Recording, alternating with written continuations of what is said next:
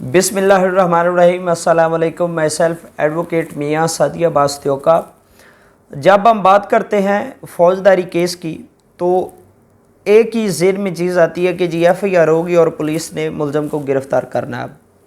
लेकिन फ़ौजदारी के जो ऑफेंसेस हैं, जो जुराइम हैं, वो कौन से जुराइम हैं जिनमें जो पुलिस है वो बग़ैर वारंट के मुलज़म को गिरफ़्तार कर सकती है, और वो कौन से जुराइम हैं जिनमें जो पुलिस है वो बग़ैर वारंट हासिल किए, बग़ैर मजिस्ट्रेट की परमिशन लिए मुलज़म को गिरफ़्तार नहीं कर सकती, मुलज़म को हाथ तक नहीं लगा सकती। अब आगे क्वेश्चन ये है कि हमें कैसे पता चलेगा कि कौन से जुर्म में पुलिस गिरफ़्तार कर सकती है और कौन से जुर्म में पुलिस गिरफ़्तार नहीं कर सकती।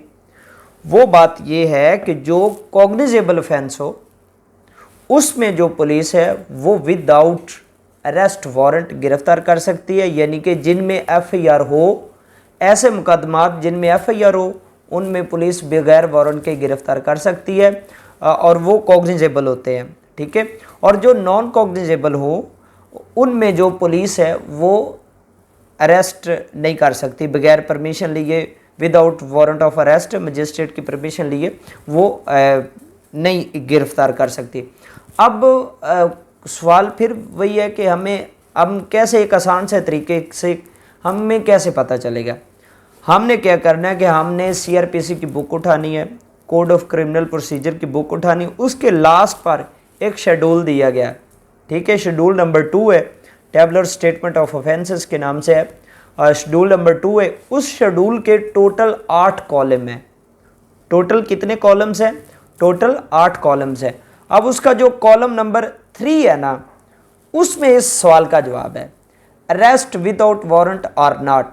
जिस जुर्म के आगे अरेस्ट लिखा हो, जिस जुर्म के आगे लिखा हो मे अरेस्ट विदाउट वारंट, उसका मतलब ये है कि इसमें अब वारंट के बगैर पुलिस जो गिरफ्तार कर सकती है और ये कॉग्निजेबल ऑफेंस है। और जिसमें लिखा हो may not arrest, shall not arrest without warrant, may not arrest without warrant, मोमन शैल का वर्ड होता है, उसका ये मतलब है कि वो इस जुर्म में जो पुलिस है वो मजिस्ट्रेट से परमिशन लिए बगैर, मजिस्ट्रेट से अरेस्ट वारंट हासिल किए बगैर मुलज़म को गिरफ़्तार नहीं कर सकती, ठीक है। और एक सवाल एक और बात क्लियर करता चलो, आगे मैं वीडियो जब आगे चलेगी तो आपको एक टेबल भी नज़र आएगा और वहाँ पर मैं आपको सारा सिखाऊंगा कि कौन सा कॉलम आपने कैसे पढ़ना है, कौन सा कॉलम आपने कैसे पढ़ना है। अब बात इसमें यह है कि अमूमन 5 ऑफेंसेस हों, फ़र्ज़ करें 4 ऐसे ऑफेंसेस हैं जिनमें पुलिस जो है वो बग़ैर वारंट अरेस्ट नहीं कर सकती, और जो एक ऑफेंस है उसमें पुलिस बग़ैर वारंट अरेस्ट कर सकती है। अब उस एक ऑफेंस की मौजूदगी में, वो जो एक ऑफेंस है वो कॉग्निजेबल ऑफेंस है, उस एक ऑफेंस की मौजूदगी में सारे ही तकरीबन कॉग्निजेबल हो जाते हैं, क्योंकि सभी की एफ़आईआर हो जाती है।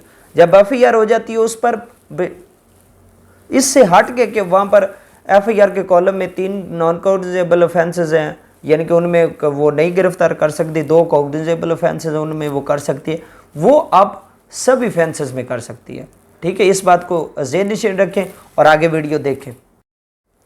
जी, ये आपके सामने शेड्यूल है। जब आप सीआरपीसी को ओपन करेंगे और उसके लास्ट पर जाएंगे तो ये शेड्यूल आपको नज़र आएगा, ठीक है। ये शेड्यूल नंबर 2 है, ये देखें, इसके 8 कॉलम हैं, ठीक है।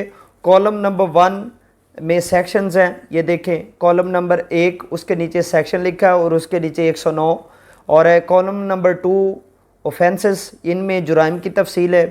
कॉलम नंबर 3 है whether the police may arrest without warrant और नॉट, यानी कि जो मैंने आपको बताया कि किन केसेस में जो पुलिस है वो बगैर वारंट के अरेस्ट कर सकती है और किन में नहीं। और कॉलम नंबर 4 है वेदर वारंट और a summon shall ordinarily be issued in the first instances, यानी कि जो पहली फुर्सत में कौन से मुकदमात में वारंट जारी करना है, कौन से मुकदमात में समन जारी करना है, उसकी तफसील आपको यहाँ से मिलेगी। और कॉलम नंबर 5 है वेदर बेलेबल आर नॉट, के कॉलम नंबर 5 बताता है कि कौन सा जुर्म बेलेबल है जो नाकाबिल ज़मानत है और कौन सा जुर्म नॉन बेलेबल है, यानी कि नाकाबिल ज़मानत है, जिसमें ज़मानत नहीं होती। और कॉलम नंबर 6 है वेदर कंपाउंडेबल आर नॉट, यानी कि ये वो राजीनामे और सुलह के हवाले से ये कॉलम है इसमें आपको पता चलेगा जिस जुर्म के आगे कंपाउंडेबल लिखा होगा वो उसमें राजीनामा हो सकता है, और जिसमें कंपाउंडेबल नॉट कंपाउंडेबल लिखा उसमें राजीनामा नहीं हो सकता। अब आगे कॉलम नंबर 7 है, उसमें पनिशमेंट दी गई है, और आगे कॉलम नंबर 8 है, बाय व्हाट का कोर्ट ट्राइएबल। ये जुरिस्डिक्शन को बेस करता है कि कौन सी अदालत जो है वो कौन सा जुर्म कौन सी अदालत उसका ट्रायल करेगी, कौन सा जुर्म के केस को कौन सी अदालत सुनेगी। ठीक है, ये देखिए, ये आपके पास पूरा एक मैंने आपको स्केच दिखा दिया है। अब ये पहला पढ़ते 109 सेक्शन है, इसकी ये डेफिनेशन लिखी, ऑफेंस का नाम लिखा है, और आगे ये लास्ट पर आप देखें कॉलम नंबर 8 में, तो आगे लिखा है the court by which the offence is abetted, यानी कि जिस कोर्ट की तरफ से अबेट किया गया हो। और अब हम आते हैं जी, ये देखें जी आप 121 सेक्शन, आगे उसकी जुर्म की डेफिनेशन लिखी है, और आगे शैल नॉट अरेस्ट विदाउट वारंट।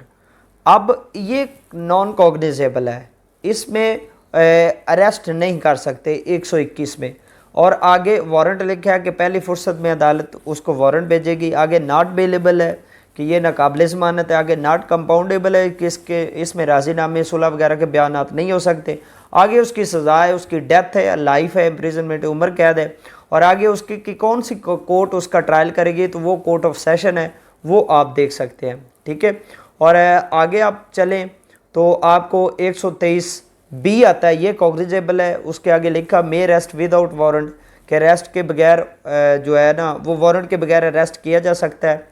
ठीक है, और ये डिटो लिखा हुआ है, ऊपर नॉट कंपाउंडेबल है, नॉट बेलेबल है, तो 123B नॉट बेलेबल है, बेलेबल भी नहीं है, और इसमें सुलह के बयानात भी नहीं हो सकते। और ये देखें आगे मजिस्ट्रेट ऑफ फर्स्ट क्लास लिखे कि ये मजिस्ट्रेट फर्स्ट क्लास इसको डील करेगा। तो इंशाल्लाह किसी नेक्स्ट वीडियो में आपके साथ मुलाकात होगी, तब तक के लिए अल्लाह हाफिज़।